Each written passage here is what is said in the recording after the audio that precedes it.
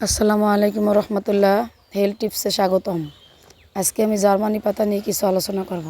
Germany পাতা কি, এটি কি কাজে লাগে এবং কিভাবে ব্যবহার করবেন, কোন কোন জায়গায় কি হিসাবে ব্যবহার করা হয়, সব কিছু নিয়ে আলোচনা করব এই ভিডিওর মাধ্যমে। এই ভিডিও হয়তো সম্ভবত বেশিরভাগ আপনি ইউটিউবে হোক গুগলে হোক পাবেন না, কারণ এটার খুবই উপকার। এই ভিডিওটা হয়তো দুই একজনের চ্যানেলে পাবেন, কিন্তু আপনারা মনোযোগ সহকারে শুনবেন এই পাতার গুণাগুণ। আমার এই চ্যানেলটিকে আপনারা সাবস্ক্রাইব করে পাশে থাকবেন, বেল আইকন বাজিয়ে দেবেন, যাতে আমি নতুন ভিডিও ছাড়া মাত্রই আপনাদের কাছে নোটিফিকেশন চলে যায়।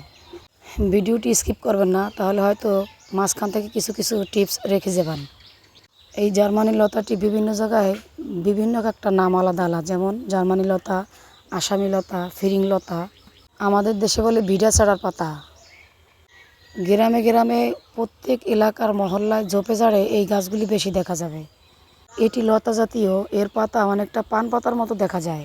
এই গাছটি কিন্তু কোনো সার না, কোনো কিছু না, এমনিতেই ভালোভাবে তৈরি হয়, আর এটির কিন্তু খুবই উপকার।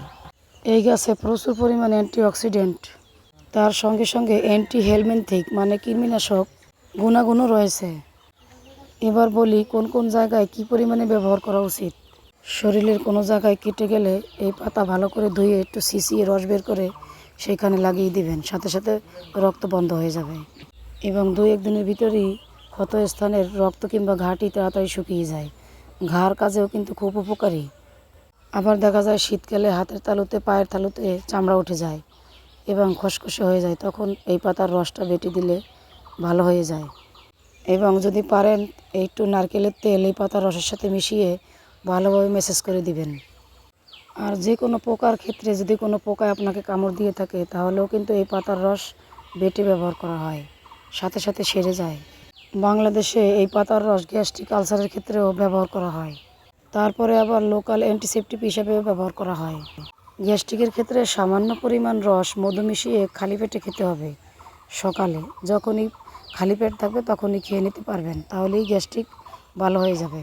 এবং এটা কিন্তু আলসারের ক্ষেত্রে অতি তাড়াতাড়ি সুস্থতার একটা লক্ষণ। যদি আপনার যত বড় ধরনের আলসারই হোক না কেন, এই পাতার রস বেটে একটু মধু দিয়ে মিশিয়ে খালি পেটে খেলে এগুলি জ্বালা যন্ত্রণা পড়ে যাবে। আফ্রিকাতে এই গাছের পাতার রস স্যুপ হিসাবে খাওয়া হয়। মালয়েশিয়াতে এই পাতার রস বেটে চুলকানি এবং স্ক্যাবিস ক্ষেত্রে এই পাতার রস বেটে সেখানে লাগানো হয়। বহু বছর থেকে এই পাতা এইভাবেই ব্যবহার হয়ে আসছে। যারা বহুদিন ধরে কিডনি সমস্যায় ভুগছেন এবং কিডনিতে পাথর হয়ে গেছে, তারা এই পাতার রস বেটে চিবিয়ে যদি সকালে কিংবা বেটে যদি সকালে খালি পেটে খাইতে পারেন, তাহলে কয়েকদিনের মধ্যে উপকার পাবেন। আসসালামু আলাইকুম রহমতুল্লাহ।